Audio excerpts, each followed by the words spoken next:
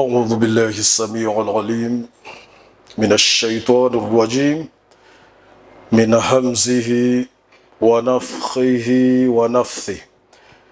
السلام عليكم ورحمة الله وبركاته. الحمد لله الذي هدانا لهذا وما كنا لنهتدي لولا أن هدانا الله. رب اشرح لي صدري ويسر لي أمري واحلل عقدة من لساني يفقهوا قولي واهد قلبي وسدد لساني بحق سيدنا محمد الفاتح لما أغلق والخاتم لما سبق ناصر الحق بالحق والهادي إلى صراط المستقيم صلوات ربي وسلامه عليه وعلى آله. رب هيئ لنا من أمرنا رشدا واجعل معونتك العظمى لنا مددا فلا تكلنا إلى تدبير أنفسنا فالنفس تعجز عن إصلاح ما فسد. أنت العليم وقد وجهت يا أملي إلى رجائك وجها سائلا ويدا وللرجاء ثوابنا أنت تعلمه فاجعل ثوابي دوام الستر لي أبدا. رب فاسلك بنا طريق رجال سلكوا في التقى طريقا سويا وهدنا ربنا لما قد هديت السادة العارفين أهل المزية واجعل العلم مقتدانا بحكم الذوق في فهم سر معنى المعية واحفظ القلب أن يلم به الشيطان والنفس والهوى والدنية. فيقول الحق تبارك وتعالى بعد أعوذ بالله من الشيطان الرجيم إن عدة الشهور عند الله 12 شهرا في كتاب الله يوم خلق السماوات والأرض منها 4 حرم ذلك الدين القيم فلا تظلموا فيهن أنفسكم وقاتلوا المشركين كافة كما يقاتلونكم كافة واعلموا أن الله مع المتقين. أحباب رسول الله، الحمد لله, kila jinsi ya sifa njema, kila jinsi ya shukurani zote za mstahiki al-Haq tabaraka wa taala, ambaye ndiye ambaye kwamba peke yake sifa zote njema zote za mstahikia yeye na zinamrejelea yeye, kwa kuwa yeye huwa al-Khaliq, huwa al-Mudabbir, huwa al-Hayy dhul jalal, huwa al-Haq al-Muqaddir dhul jalal, huwa al-Hayy al-Mudabbir kull amrin, huwa al-Haq dhul jalal Muqaddir dhul jalal. Mwenyezi Mungu Subhanahu wa Ta'ala ambaye kwamba huwa al-Hayy al-Mudabbir kull amr, yeye ndiye ambaye kwamba yuko hai, ambayo hayatun au hayatuhu abadiyan sarmadiya la nihayata laha. Hayatullah tabaraka wa ta'ala la nihaya laha, uhai ambao kwamba la ta'khudhu sinatun wala nawm, hayatun sarmadiyan, uhai ambao kwamba hauna mwisho, uhai ambao kwamba ni wenye kuendelea, mwenye kusifika na sifatul ihya, kuhuisha, na sifa ya almumit ambaye kwamba ni mwenye kufisha katika sifati Allah tabaraka wa taala, kwa kuwa yeye huwa al-Khaliq, yeye ndiye ambaye kwamba ni mwenye kuumba na mwenye kupeleka kila kitu.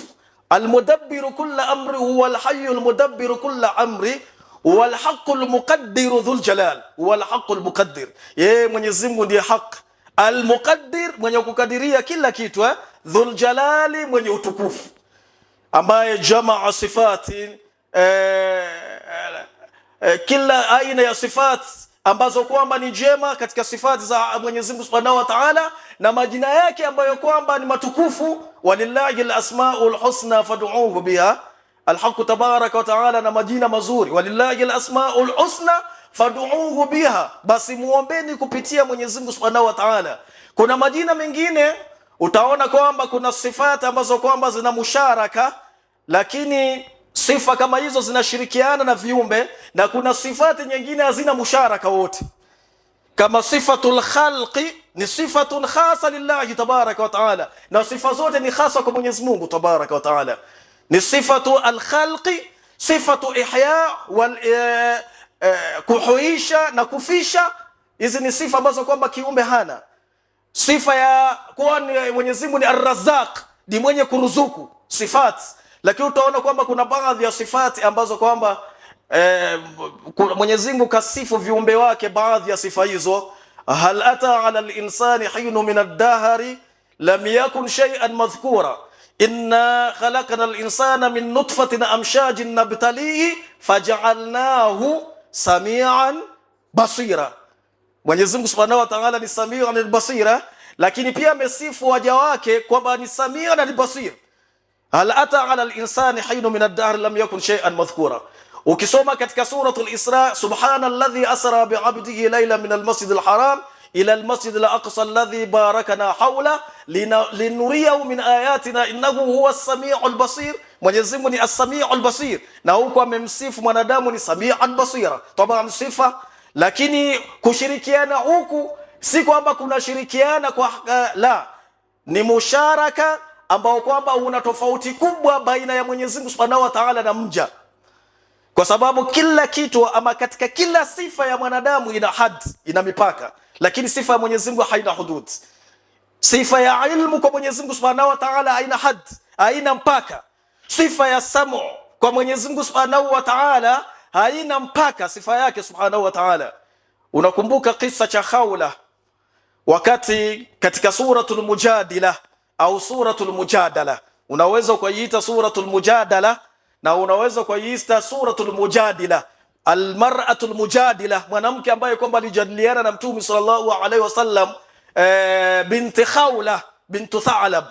Khawla bintu Tha'laba akiwa na yule mume wake yule Ubadah ibn Samit, alipofanya yale ya kufanya yule mume wake, na akawa amemfanyia masala ya dhihar. Adhihar ni kumfananisha mke wako na moja katika kiungo chako katika uharamu. Akamwambia anta alayya ka dhahri ummi, wewe kwangu mimi kama mgongo wa mama yangu na ilikuwa ni haramu wakati huo. Mtu akizungumza namna hiyo inakuwa ni haramu.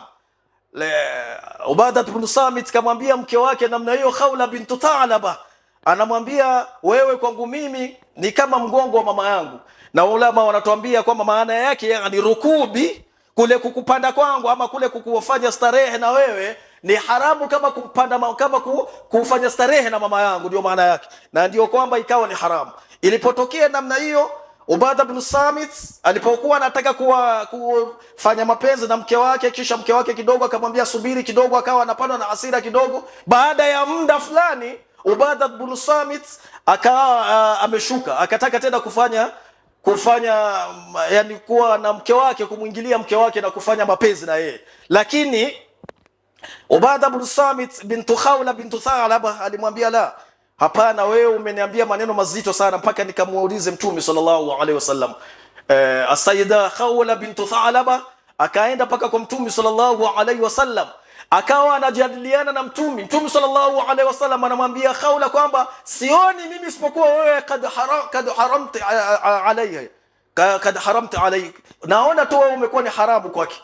Akamwambia yeye ni mtoto wa yeye, ndiye baba wa watoto wangu. Akawa anamueleza na Ubadah bin Samit ahabbu an-nas ilayya, lakini Mtume sallallahu alaihi wasallam akamwambia hapana, paka Mwenyezi Mungu Subhanahu wa Ta'ala akashukisha suratul Mujadala, sura ya kujadiliana au sura ya mwanamke mwenye kujadiliana. Qad sami'a Allahu qawla allati tujadiluka fi zawjiha wa tashtaki ila Allahi wallahu yasma'u tahawurakuma.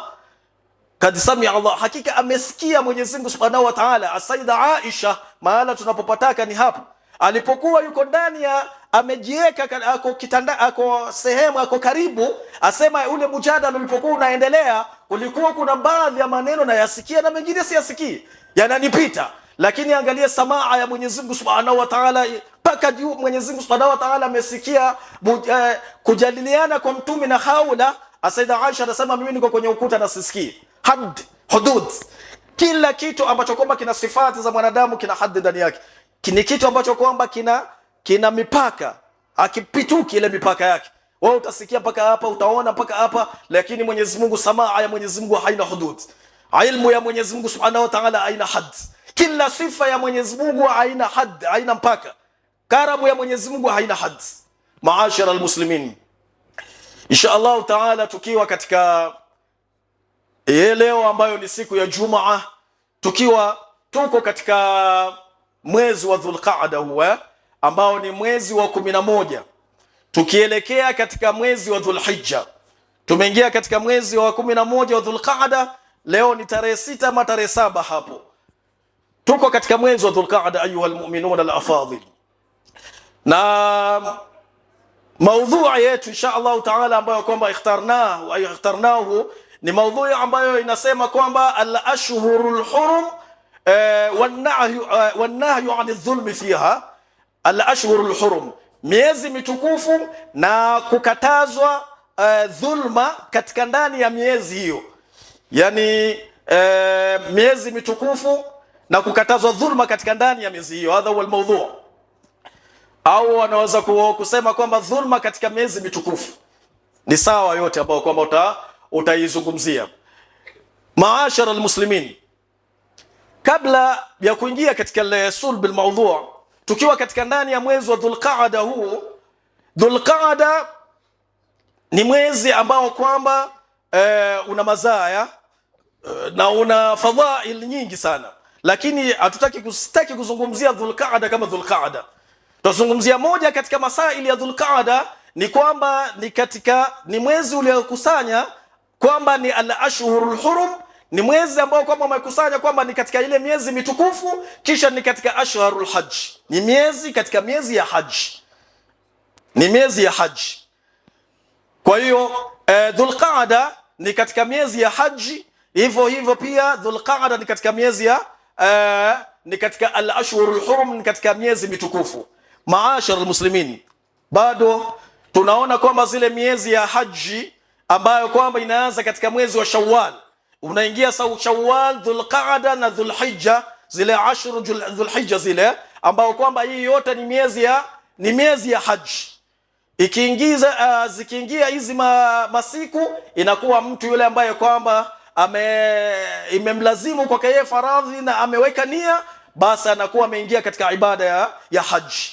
Tunaona kwamba Mwenyezi Mungu Subhanahu wa Ta'ala katika suratul Baqara anatuambia, baada a'udhu billahi minash shaitanir rajim, al-hajju ashhurun ma'lumat faman faradha fihinna al-hajja fala rafatha wala fusuqa wala jidala fil hajj wama taf'alu min khairin ya'lamuhu Allah wa tazawwadu fa inna khayra zadi at-taqwa wattaquni ya ulil albab. Al-hajju ashhurun ma'lumat, haji ni miezi ambayo kwamba inajulikana, ni maalumat, na inajulikana kutoka mwanzo, kutoka wakati wa mwanzo huko.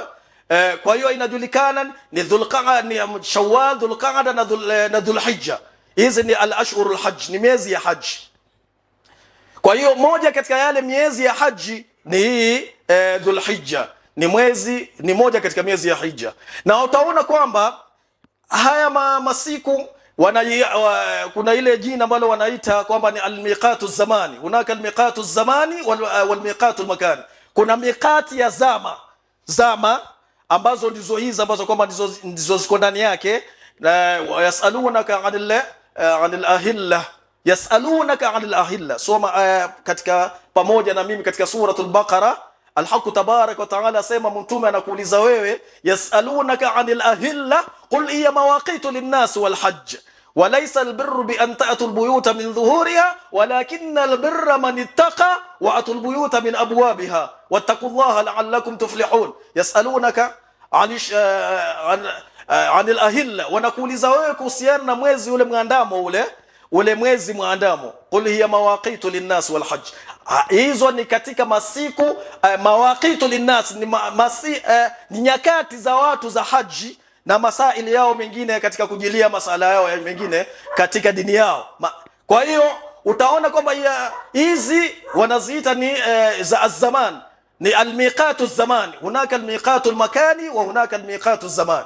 Miqati ya az-zaman ambayo inaanza katika mwezi wa Shawwal, Dhulqaada na Dhulhijja. Kwa hiyo moja katika miezi ya Dhulhijja, miezi ya haji ni huu mwezi wa Dhulqaada, tuko ndani yake, ni mwezi wa Dhulhijja.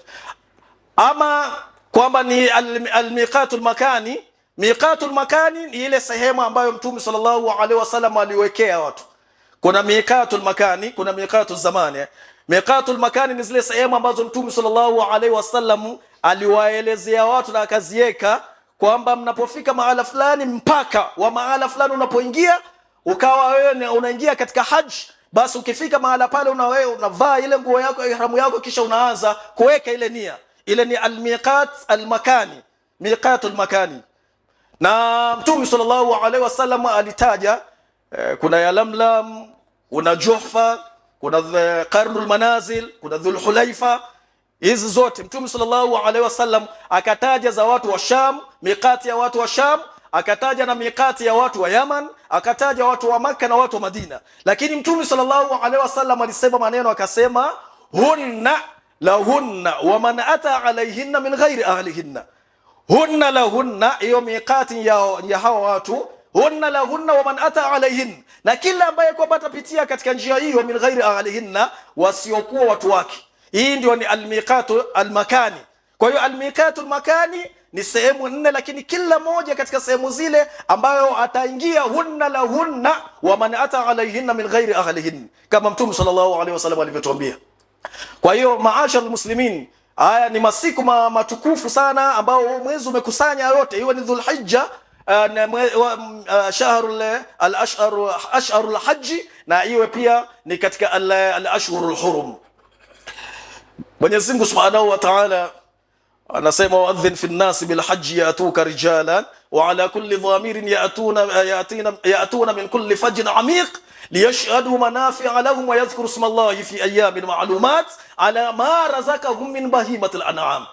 Maashara al-muslimin, Dhulqaada ambayo tuko ndani yake ni mwezi katika al-ashhurul hurum, ni miezi katika miezi ile ambayo kwamba ina heshima, miezi ambayo Mwenyezi Mungu ameichagua, miezi 4 mitukufu. Moja katika haya miezi 4 mitukufu ni huu mwezi wa Dhulqaada. Na Dhulqaada tunazungumzia al-ashhurul hurum, miezi mitukufu, wanahyu anil dhulmi fiha, na kukatazwa watu dhulma ndani yake. Haya ndio maudhui yetu ambayo kwamba tunataka tuyazungumze. Al-ashhurul hurum kwa jumla, miezi na ni taban ni mada ambayo mara nyingi huwa inakaririka, na warabbuka yakhluqu ma yasha wa yakhtar, Mola wako anaumba kile anachotaka wa yakhtar. La sifatul khalqi, kama tulivyosema, Mwenyezi Mungu Subhanahu wa Ta'ala yakhluqu ma yasha wa yakhtar ma kana lahum al-khiyara, awana wanadamu khiyari yoyote. Mwenyezi Mungu Subhanahu wa Ta'ala idha qala Allahu amran wa rasuluhu ما كان لمؤمن ولا مؤمنة إذا قضى الله ورسوله أمرا أن يكون لهم الخيارة من أمرهما ومن يعص الله ورسوله فقد ضل ضلالا مبينا. ما كان لمؤمن ولا مؤمنة, afai muumini mwanamume wala mwanamke, idha qadha Allah wa rasuluhu amra, anapo hukumu Mwenyezi Mungu Subhanahu wa Ta'ala jambo lolote lile, kuwa na khiari katika yale mambo yao. Waman ya'si Allah wa rasulahu faqad dhalla dhalalan mubina, mwenye kumuasi Mwenyezi Mungu na Mola wake, basi yeye amepotea mapotevu ambayo kwamba ni makubwa kabisa. Ufai kumuasi Mwenyezi Mungu Subhanahu wa Ta'ala. Kwa hiyo Mwenyezi Mungu Subhanahu wa Ta'ala ufai kufanya mambo ambayo kwamba ni ya kinyume. Ikiwa hii miezi ya al-ashhurul hurum kama alivyotueleza Mtume sallallahu alaihi wasallam, miezi hii ni miezi ambayo kwamba Mwenyezi Mungu ameichagua. Wa rabbuka yakhluqu ma yasha wa yakhtar, ay wa rabbuka yakhluqu ma yasha wa yakhtaru ma yasha. Pana babul iktifa, inatosheleza. Yani kuna mlango Mwenyezi Mungu Subhanahu wa Ta'ala, au katika ahadithi inakuja mazungumzo, lakini inatosheleza, lakini unaweza kuongeza kitu ambacho kwamba kina maana ya hayo maneno ambayo kwamba yanakwenda. Kwa hiyo Mwenyezi Mungu anaposema wa rabbuka yakhluqu ma yasha wa yakhtar, maadamu huko amesema wa rabbuka yakhluqu ma yasha, huku Mwenyezi Mungu anaumba kile anachotaka, ma yasha wa yakhluqu ma yasha wa yakhtaru ma yasha. Maana yake wa yakhtar ay wa yakhtaru ma yasha, na anachagua kile anachotaka. Rabbuka yakhluqu ma yasha wa yakhtar ma kana lahumul khiyara, wanadamu hawana khiyari na jambo lolote. Mwenyezi Mungu Subhanahu wa Ta'ala ndiye ambaye kwamba ana uwezo wa kila kitu. Maashara almuslimin, ikiwa Hii miezi ambayo kwamba ina sha'an na ina mambo makubwa, na Mtume sallallahu alaihi wasallam ameielezea miezi hii na hadithi ambayo ameieleza Abu Huraira radhiyallahu anhu akisema kwamba inna zamana kad istadara ka hayatiha, inna zamana kad istadara ka hayati, asema hizi zama au muda ama nyakati, kad istadara, zimezunguka ka hayatihi, kama vile zilivyo, kama zilivyokuwa kawaida yake, ka hayatihi. Na hiyo tunaona alqanunul ilahi, kanuni ya alhaq tabaraka wa taala haibadiliki na kitu chochote, wala haina kupungua wala haina kutengenezwa. Ni kanuni ambayo ni kamil, kwa kuwa mwenyewe aliyeiweka ni alhaq tabaraka taala wa huwa kamil. Kwa hiyo mambo yote yanakuwa ni kamil. Mambo ya mwanadamu yoyote yana nuksani ndani yake. Utaona kitu chochote kile ambacho mwanadamu anakitengeneza ndani yake kinakuwa na upungufu mkubwa, kina upungufu. Na ndio mara unaona anatengeneza hata katika serikali ama katika kawanini za serikali, utaona leo wanaweka kitu fulani, wakiende na maslaha yao wanakibadilisha. Yani waende kulingamana na maslaha yao ambao kwamba yana hiki akitufai tena wakati huo, kwa hiyo tunataka tena tufanye kitu kingine tena ambacho kwamba tutaendana na sisi. Yani mambo ya binadamu kila wakati ya kubadilishwa na kuweko kulingamana na maslaha ya, lakini Mwenyezi Mungu Subhanahu wa Ta'ala la tabdila li khalqillah, hakuna kubadilika katika kuumba kwa Mwenyezi Mungu Subhanahu wa Ta'ala. Kwa hiyo azama kadistadaraka hayatihi yauma khalaqa samawati wal ardh, kutoka Mwenyezi Mungu aumbe mbingu na ardhi. Yauma khalaqa samawati wal ardh, siku ambayo Mwenyezi Mungu Subhanahu wa Ta'ala ameumba ardhi. Wa inna iddata shuhuri 'inda Allah 12 shahran fi kitabillah, lakini miezi mbele ya Mwenyezi Mungu ni miezi 12 ile aliyoweka Mwenyezi Mungu Subhanahu wa Ta'ala. Minha arba'atul hurum, tumetuambia kwamba ndani yake kuna arba'atul hurum, kuna miezi ambayo kwamba ni minne Mwenyezi Mungu aliyoichagua. Alhaq tabaraka wa taala lahu al-ikhtiyar, Mwenyezi Mungu anachagua kama vile anavyochagua katika masail mengine katika hali yoyote. Na Mwenyezi Mungu Subhanahu wa Ta'ala katika sunna yake, katika khalqi kumba kwake ni tafdhil, kuna atafdhil, kuna kufadhilisha. Mwenyezi Mungu Subhanahu wa Ta'ala amefadhilisha Mwenyezi Mungu katika kila kitu. Tunaona namna hiyo, hata tusiingie mbali sana, lakini uone tu katika mitumi tu hao ambao kwamba ni safwatul bashar, utaona kwamba lakad faddalna ba'd an-nabiyina ala ba'd, hakika sisi tumewafadhilisha baadhi ya mitume kwa baadhi ya wengine. Faddalna tilka ar-rusul faddalna ba'dhum ala ba'd, hunaka tafdhil. Tafdhili ni kufadhilisha. Kuna kitu tafriq na tafdhili, hivi ni vitu viwili tofauti. Tafriq ni kufarikisha, ni kutofautisha. La nufarriqu baina ahadin min rusul, tatufarikishi baina ya mitume ukasema huyu mtume huyu ni bora kuliko mtume yule, ama huyu mtume huyu ni wetu, huyu si wetu. Ikiwa imekuja tafdhili ni ya Mwenyezi Mungu Subhanahu wa Ta'ala ameiweka, na iko ile tafdhili. Kwa hiyo kwa kiumbe, kwa kila kitu, hata pia katika masiku pia tunaona siku ya Juma ndio sayyidul ayyam, ni siku ambayo ndio bwana asema khairu yawmin tala'at fihi shamsu, bora ya siku ambayo kwamba jua limetoka ni yaumul jumaa, ni siku ya Juma. Inna afdala ayyamikum yaumul jumaa, bora ya masiku yenu ni siku ya Ijumaa. Tafdhili ya masiku na masiku mengine, fiha khulqa Adam, khulqa Adam, ndani yake ameumbwa Adam. Wa fihi udkhila aljannata, ndani yake ameingizwa peponi. Wa fihi udkhila aljannata ukhrija minha, ametolewa katika siku ya Ijumaa. Na Mtume sallallahu alaihi wasallam asema kwamba fa akthiru min as-salati alayya fa inna salatakum ma'rudatun alayya, kusema basi nikathirisheni katika kuniswalia katika siku ya Ijumaa, kwa sababu swala zenu mimi ninaonyeshwa. Wale masahaba wakamwambia Mtume sallallahu alaihi wasallam, kaifa tu'radu alayya salatuna wa kad arimta, vipi swala zetu zinaonyeshwa kwako wewe na wewe ushaoza katika ndani ya kaburi? Mtume sallallahu alaihi wasallam akamwambia, inna Allaha harrama ala al-ardi an ta'kula ajsad al-anbiya, Mwenyezi Mungu Subhanahu wa Ta'ala amekataza, ameharamisha ardhi kula ajsad al-anbiya, mili ya mitume. Mili ya mitume haiozi wala hailiwi na ardhi. Kwa hiyo fa akthiru min as-salati alayya fa inna salatakum ma'rudatun alayya. Almuhimu ni kwamba kuna tafdhili ya al-ayyam ambayo sayyidul ayyam ni siku ya Jumaa. Kwa hiyo kuna zile tafdhili ambazo Mwenyezi Mungu ako nazo katika jamii al-khalq, katika viumbe vyake vyote vile. Abatasawi, Mwenyezi Mungu Subhanahu wa Ta'ala amekataa ile kuweka sawa sawa, kila kitu amekiweka kwa anzilun nasa manazilahum, kila mtu amemweka katika stage yake na daraja yake na hali zake. Kwa hiyo haya ni masiku ambayo Mwenyezi Mungu Subhanahu wa Ta'ala ameyachagua. Mtume Mwenyezi Mungu Subhanahu wa Ta'ala ameyaelezea katika suratul At-Tauba aya 36, inna iddata shuhuri 'inda Allahi 12 shahran fi kitabillah yawma khalaqa as-samawati wal ardh minha arba'atul hurum. Na ndizo hizi mtume alizozielezea. Mwenyezi Mungu ameleta kwa ijmal, hakuelezea kwa tafsili, lakini Mwenyezi Mungu Subhanahu wa Ta'ala ameleta tafsili na Mtume sallallahu alaihi wasallam akaelezea tafsili. Akasema kwamba hayo masiku hayo, akasema kwamba inna zamana kad istadaraka hay'atihi yawma khalaqa as-samawati wal ardh wa inna iddata shuhuri 'inda Allahi 12 shahran fi kitabillah minha arba'atun hurum thalathatun mutawaliyat, kuna mtatu ambazo zinafuatana, Dhulqa'da, Dhulhijja wal Muharram wa Rajab Mudhar, ambazo zinafuatana. Mtume sallallahu alaihi wasallam akazitaja, na katika hadithi nyingine tukwambia kwamba ni thalathun sard, tatu zinafuatana na moja iko fard ambao ni Rajab.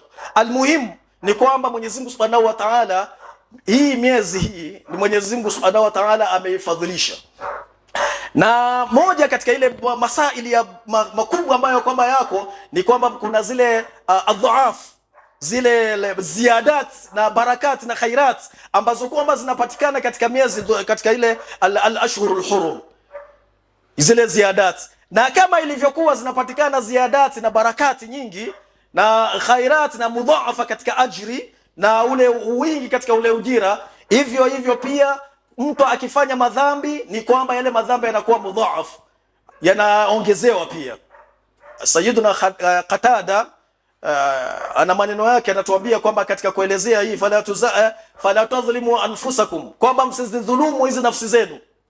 Asema inna dhulma fil ashhuril hurum, dhulma katika al-ashhurul hurum, katika ile miezi ya mitukufu, a'dhamu khati'atan wa wizra, yani a'dhamu khati'atan, ina khata yake au makosa yake ni makubwa zaidi, a'dhamu khati'atan wa wizra mimma siwa, isiyokuwa miezi mingine ambayo kwamba iko. Kwa hiyo unamuona Sayyiduna Qatada anaelezea kwamba aya ni siku ambazo kwamba ni adhamu khati'atan wa wizran, ina madhambi yake ni makubwa zaidi, kwa sababu ni akid wa ablagh. Unaposoma katika tafsiri ya Ibn Kathir wanatuambia kwamba kwa sababu ni annaha akidun wa ablagh fil ithmi, katika madhambi. Kwa hiyo mtu akifanya madhambi, yale madhambi ni adhamu khati'atan wa wizran, madhambi yake yanakuwa ni makubwa zaidi na ni mudhaaf ambayo kama inaletwa.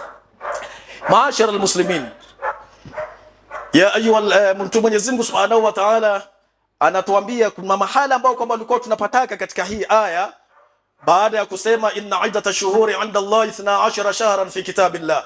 Hii aya imekusanya, kuna awamir ndani yake na kuna nawahi, kuna nahi ndani yake na kuna amri. Kuna amri, maamrisho Mwenyezi Mungu Subhanahu wa Ta'ala, na kuna nahi na kuna khabar. Kuna habari Mwenyezi Mungu ametueleza Subhanahu wa Ta'ala akisema ya ayuha inna iddata shuhuri 'inda Allahi 12 shahran fi kitabillah yawma khalaqa as-samawati wal ardh minha arba'atul hurum dhalika ad-dinul qayyim. Hii ni habari Mwenyezi Mungu anatueleza. Kisha fala tadhlimu fihinna anfusakum, hii ni nahi. Mwenyezi Mungu Subhanahu wa Ta'ala anatukataza kwamba tusidhulumu nafsi zenu ndani yake. Fala tadhlimu fihinna anfusakum. Kisha waqatilul mushrikina kafatan, hii ni amri Mwenyezi Mungu Subhanahu wa Ta'ala asema wapigeni mushrikina, wapigeni vita mushrikina kafatan, kwa yote, kama yuqatilunakum kafa wa'lamu anna Allaha ma'al muttaqin. Kwa hiyo utaona kwamba kuna al-amr, kuna an-nahy. Kwa hiyo mahala ambapo kwamba sisi tunapataka ni hapa kwamba Mwenyezi Mungu Subhanahu wa Ta'ala katika maudhui yetu, Mwenyezi Mungu Subhanahu wa Ta'ala tuambia kwamba fala tadhlimu fihinna anfusakum, kwamba msizidhulumu ndani yake nafsi zenu. Maana ya dhulma na dhulma ni kitu gani? Maashara almuslimin, wanavyotueleza ulama ni kwamba adh-dhulma katika taarifu yake ni akhdhu haqqul ghairi, ni kuchukua haki ya mtu mwingine ama ya kitu chengine ama ya mtu mwingine. Akhdhu aql al-ghayr, kuchukua haki ya mwingine ambayo kwamba haiko katika milki ya mtu, kuchukua haki ya mwingine. kuna hii taarifa ambayo kwamba wanatuelezea ulama kuchukua haki ya mtu ambayo kwamba haiko kwenye haki yako, ambayo kwamba si haki yako, ambayo haipasi kuchukua haki kama hiyo. Hii wanatuambia kwamba ni moja katika zile taarifa ambazo kwamba zimechukuliwa katika hii kuelezea dhulma ni kitu gani na wanatuambia kwamba kuchukua haki ya mtu bila ya yeye mwenyewe, ile kwa ruhusa yake ama kwa ukatumia nguvu yoyote ambayo kwamba uko nayo, ile ni dhulma ambayo kwamba unamfanyia mtu, ni dhulma. Kwa hiyo unapochukua au unapofanya jambo lolote lile ambalo kwamba liko kinyume, moja kwa moja unakuwa ni mwenye kufanya dhulma, na dhulma ni kitu kibaya sana, na ni moja katika mambo makubwa ambayo Mwenyezi Mungu Subhanahu wa Ta'ala amejiharamishia. Hakuna katika dhambi ambayo Mwenyezi Mungu Subhanahu wa Ta'ala amejiharamisha kama dhulma. Katika hadithi Mtume sallallahu alaihi wasallam atuambia kwamba inni haramtu dhulma ala nafsi waja'altuhu bainakum muharraman fala tadhalamu. Inni haramtu dhulma ala nafsi, hakika mimi nimeiharamisha dhulma kwa nafsi yangu, fala tadhalamu, basi msidhulumiane. Kwa hiyo dhulma kwa nauo yoyote ambayo kwamba au ukaeka kitu chochote mahala ambapo kwamba sio mahala kwake, yani wad'u shay'in fi ghairi mawdhi'ihi, kuweka kitu ambacho kwamba sio mahala pake, ile ni dhulma ambayo kwamba. Hadithi Mtume sallallahu alaihi wasallam, wakati mmoja Mtume sallallahu alaihi wasallam kana yuhadithu an-nas, alikuwa akiedhea watu na akizungumza na watu. Mmoja katika wale watu katika ndani ya mazungumzo ya Mtume sallallahu alaihi wasallam akatoa sauti akamuuliza Mtume, matasaa ya Rasulullah, ewe Mtume wa Mwenyezi Mungu, matasaa, hebu tuelezee ni lini kiyama. Anataka Mtume sallallahu alaihi wasallam amuelezee ni nini kiyama. Katikati ya mazungumzo, na masahaba wote wamenyamaza. Baada ya mazungumzo, wale masahaba wakagawanyika katika sampuli mbili. Wanasema, kuna wengine wanasema kwamba Mtume sallallahu alaihi wasallam samia walakin karihahu, Mtume alisikia lakini alichukia ile hali ambayo kwamba alimuulizia. Wengine wanasema kwamba alisikia Mtume sallallahu alaihi wasallam lakini alichukia, hakutaka kumjibu pale pale. Wengine wakasema lam yasma, Mtume hakusikia. Lakini ni kwamba Mtume sallallahu alaihi wasallam baada ya pale alimuuliza yule sahaba, manisail, ni nani ambaye kwamba alikuwa anamuuliza. Moja kwa moja Mtume alikuwa amesikia tu manisail, akauliza nani ambaye alikuwa akiuliza, akasema mimi. Mtume sallallahu alaihi wasallam akamwambia, madha adatta, umeiandalia nini kiyama? Kisha akamwambia Mtume sallallahu alaihi wasallam, idha usida al-amru ala ghairi ahlihi fantadhiri saa. Idha usida al-amru, jambo lolote lile likitegemezwa kwa watu ambao kwamba ni ghairu mustahiqin, na ambayo kwamba hizi zitakuwa katika akhir zamani au wakati wote ambao kwamba utakuwa unaishi, lakini ukaona kwamba idha usida al-amru, mambo yametegemezwa kwa watu ambao kwamba ni min ghairi ahli, Mtume sallallahu alaihi wasallam asema fantadhiri saa, basi wewe ngojea kiyama tu. Hakuna kitu chochote ambacho kwamba kinaweza kutegea, kinaweza kuwa sawa sawa. Kitu ambacho kinastahili kuwa hivi kinakaa namna ile, kitu ambacho kwamba kinastahili kiwe namna hii kimewekwa hivi. Mamlaka ambayo kwamba yanastahili yawe hivi yanakaa namna nyingine. Kwa hiyo ukiona mambo ambayo kwamba yanakuwa watu wanategemezewa ghairu mustahiqin, fantadhiri saa, na hii ni dhulma. Moja katika dhulma ni hii ambayo kwamba yategemezewa ama watu wanawekwa ambao ni ghairu mustahiqin katika watu ambao kwamba, iwe ni katika hali yoyote, iwe ni serikali, iwe ni mamlaka yoyote, iwe ni katika hali. Lakini je, yule mtu anastahiki katika ile mansab ambayo kwamba amepatiwa? Ikiwa hastahiki, hiyo ni dhulma ambayo kwamba inafanyika pale. Kwa hiyo kila kitu ambacho kwamba kinaenda kinyume ni kitu ambacho kwamba ni kibaya, na ni kitu ambacho kwamba lazima watu wajaribu kuziana na watu wakanyane katika mambo ambayo kwamba yanaendelea. Kwa hiyo Mtume sallallahu alaihi wasallam alituelezea kwamba dhulma ni moja ambayo Mwenyezi Mungu Subhanahu wa Ta'ala, ni dhambi ambayo Mwenyezi Mungu Subhanahu wa Ta'ala ameiharamishia yeye mwenyewe kwa nafsi yake, Mtume sallallahu alaihi wasallam. Na Mtume sallallahu alaihi wasallam katika hadithi nyingine atuambia kwamba ittaqu dhulma, hadithi ya Jabir atuambia ittaqu dhulma, yaogopeni dhulma, fa inna dhulma dhulumatun yawm alqiyamati, kwa sababu dhulma, ile dhulma mnayoifanya ni magiza katika siku ya kiyama. Inna dhulma dhulumatun yawm alqiyama, ni magiza ya siku ya kiyama. Mtume sallallahu alaihi wasallam, hadithi ya Jabir kwamba ittaqu dhulma, kwamba iogopeni dhulma. Kwa dhulma kwa namna yake yoyote, kwa nau yake yoyote ambayo kwamba inakuwa, au kwa sampuli yake yoyote ambayo imekuwa, kwa sababu dhulma iko katika sampuli nyingi sana. Khiana ni moja katika anwaa za dhulma, mtu kufanya khiana katika jambo lolote. Na khiana ni unaenda kinyume na vile ambavyo kwamba umepatiwa kitu, au ni amana au ni jambo lolote, ukaenda kinyume na vile ambavyo kwamba natakikana lile kitu kiwe. Hiyo ni khiana ambayo kwamba unaifanya. Khiana ni moja katika za dhulma. Dhulma iko katika kila mahali, inaingia katika nyanja zote zile. Maadamu kila inaenda kwa opposite vile inavyotakikana, hiyo ni dhulma ambayo kwamba inatakikana pale ndani, au ile ambayo inafanyika pale ndani. Kwa hiyo utaona Mtume sallallahu alaihi wasallam atuambia kwamba ogopeni dhulma, kwa sababu dhulma ni dhulumatun yawm al-qiyama. Sasa ulama wanatuambia kwamba katika hadithi hii inawezekana ile dhulma ni dhulumat, kwamba ni magiza siku ya kiyama, ikawa ni magiza ima ni hakiki, ni hakika kwamba kutakuwa na magiza siku ya kiyama, au inaweza kuwa ni kwa maana. Kwa nini? Wanatuambia kwamba Mtume sallallahu Mwenyezi Mungu Subhanahu wa Ta'ala alikuwa anaelezea wale almu'minuna wale leo tara almu'minina walmu'minati yas'a nuruhum baina aydihim wa biaymanihim, siku ambao utawaona waumini ile nuru yao ile inaenda mbele yao na nyuma yao, watakuwa na nuru. Waumini siku ya kiyama kutakuwa na nuru, watakuwa na mwangaza. Ilikuwa nazungumzia moja katika wakati mwingine nilikuwa tuko na wanafunzi wetu, tukazungumzia ile hadithi ya Mtume sallallahu alaihi wasallam, inna ummati atuna yawm alqiyamati muhajjalin hurran muhajjalin min athar alwudu faman istata'a minkum an yatwila ghurratahu falyaf'al.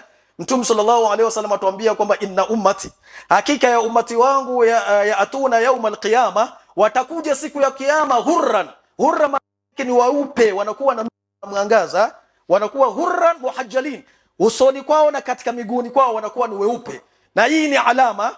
Sasa ikiwa mtu aingii katika ibada ya swala kuchukua udhu, kwa sababu udhu ndio ambao kwamba unamfanya ule mtu na ile swala ndio inampatia ile nuru ile, na swala yenyewe ni nuru, wa salatu nur, kama Mtume alivyotueleza. Kwa hiyo inawezekana ikawa ni ile ni nuru ya kihakika. Kwa hiyo mtu ambaye kwamba swala ama ibada ya swala ambayo inatakikana mtu kwa ni mwenye kutawadha, na akawa yule mtu atakosa ile nuru, kwa sababu mtu kama aswali, moja katika yale mambo ambayo kwamba zile alama za ummati Muhammad kujulikana kwao ni kwa zile nuru ambazo kwamba watakuwa nazo katika usoni kwao na katika miguuni kwao. Inna ummati yatuna yawm alqiyamati hurran muhajjalina min athar alwudu, kutokamana na athari za udhu. Kwa hiyo utaona wanasema kwamba ulama kwamba ile ilikuwa inaweza kuwa ni hakika, kwa sababu wale waumini wataona wale watakuwa wana nuru. Wakati mwingine watawaona wale wanafiki, waliaudhu billahi ta'ala min dhalika, zile nuru zao watakuwa hawana nuru, watakuwa hawana nuru wale Sasa wakiona ile wale waumini katika suratu Tahrim, Mwenyezi Mungu Subhanahu wa Ta'ala amezungumzia suala hilo.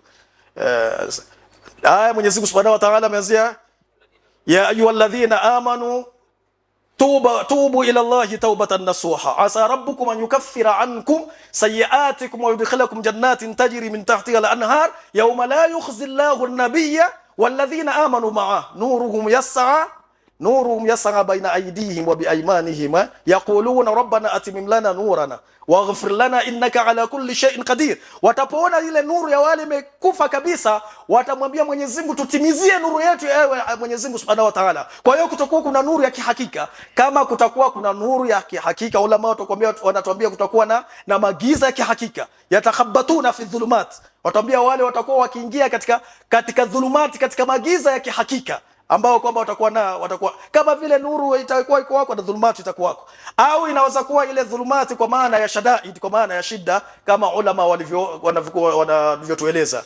Almuhimu ni kwamba maashar almuslimin, nikimalizia maudhui yangu, nikimalizia ya wakati, utaona kwamba kuna sampuli katika masala ya dhulma. Kuna mtu kumdhulumu Mwenyezi Mungu Subhanahu wa Ta'ala, kuna dhulma mtu kujidhulumu yeye mwenyewe nafsi yake, na kuna dhulma fima baina al-ibad, baina ya waja. Hizi dhulma ziko katika anwaa, katika sampuli tatu kubwa. Moja ni mtu kumdhulumu Mwenyezi Mungu Subhanahu wa Ta'ala. Kaifa, vipi tunamdhulumu Mwenyezi Mungu Subhanahu wa Ta'ala? Naam, bishirka, tukimshirikisha Mwenyezi Mungu Subhanahu wa Ta'ala tunamdhulumu Mwenyezi Mungu Subhanahu wa Ta'ala kumbuka maneno ya Sayyiduna Luqman alipomwambia ya bunayya la tushrik billah inna shirka la dhulmun adhim, ni dhulma kubwa. Kwa hiyo ukifanyia shirki Mwenyezi Mungu unamfanyia dhulma Mwenyezi Mungu Subhanahu unamfanyia dhulma Mwenyezi Mungu Subhanahu wa Ta'ala. Kwa hiyo kuna dhulma katika kumfanyia Mwenyezi Mungu mtukufu, kisha kuna dhulma ya wewe mwenyewe sasa kujidhulumu nafsi. Mwenyezi Mungu adhulumu watu, walakinna nasa anfusahum yadhlimun, wanazidhulumu kwa madhambi. Kule kufanya madhambi ni kuidhulumu nafsi yako, kwa sababu mwisho wake utajitatiza wewe mwenyewe. Mwenyezi Mungu hanufaiki na zile toa zako wala hadhuriki na maasi yako. Yale toa zote zile ni kwa ajili yako wewe mwenyewe na manafia yako. Kwa hiyo utaona ile dhulma nyingine ambayo kwa wewe mwenyewe ni ile kufanya maasi, unajidhulumu nafsi yako kwa kufanya maasi, na dhulma nyingine ambayo kwamba ni fima bainana, ni kudhulumiana sisi wenyewe. Sasa la tadhlimanna idha ma kunta muqtadiran fadh-dhulmu yarji'u uqbahu ila an-nadami tanamu naika aynaka wal madhlumu muntabihun yaduhu alayka wa aynu Allahi lam tanam. La tadhlimanna idha ma kunta muqtadira, usidhulumu ikiwa una uwezo wote ule, kwa hali yoyote ile, kwa upande wowote ule, kwa njia yoyote ile. Dhulma ni wasi, ni kubwa sana. Iwe ni upande wa mali, iwe ni upande wa ardhi, iwe ni upande wa mke wako, iwe ni upande wa watoto wako, iwe ni upande wowote ule katika sahatul hayat, katika uhai ule wako imekuzunguka, ukienda usiende kinyume. Hata mke wako pia usimdhulumu mke wako, usimdhulumu mtoto wako ndani yake. Usidhulumu idha kunta muqtadira fadhulmu yarji'u uqba, na usidhulumu kuchukua haki ya mtu pia. Usidhulumu kuchukua haki ya mtu ile dhulma. Tunamalizia mazungumzo, sema la tadhlimanna idha ma kunta muqtadira, usidhulumu ukiwa ni mwenye kuweza. Fadhulmu yarji'u uqbahu ila nadami, kule kudhulumu kunarudi ule mwisho wake inakuwa ni an-nadami, ni majuto. Asema tanamu ainak, wewe unalala mustarehe kabisa, umelala vizuri mustarehe. Tanamu ainaka wal madhlumu muntabih, yule uliyemdhulumu muntabih, yuko macho kabisa, halali. Wewe umemfanyia mambo mazito kabisa, umemchukulia haki zake na kila kitu. Wewe unamwambia nenda pale unapotaka wewe. Una hela, una uwezo, una cheo na nini, mimi nitafanya, na wewe unaenda pale unapotaka. Wal madhlumu muntabih yad'u alayka, si kwamba tu wa yad'u alayka na kuwapiza. Wa ainu Allahi lam tanam, anazungumza Mwenyezi Mungu anakuwapiza, na jicho la Mwenyezi Mungu halilali, na Mwenyezi Mungu atakunusuru, la nansurannaka walau ba'da hin, takunusuru hata kwa ni muda, baada ya muda kidogo. Awe ni mtu yoyote yule, hata kama sio Muislamu na nini. Usichukue mali ya mtu kusema usimwislamu, aliyesema namna hiyo. Kwa hiyo dhulma ni mahala, usichukue haki ya mtu yoyote ile ambayo kwamba ni haki ya mtu, au kuenda na kitu kinyume na vile ambavyo kwamba inatakikana. Kwa hiyo tumuombe Mwenyezi Mungu Subhanahu wa Ta'ala atuwafikie katika kila la khairi, na atuongoze Mwenyezi Mungu Subhanahu wa Ta'ala katika dini yetu, na atuwafikie katika kila la khairi insha Allah Ta'ala, na tufanye katika waja wake wema insha Allah Ta'ala. Wassalamu alaykum wa rahmatullahi wa barakatuh.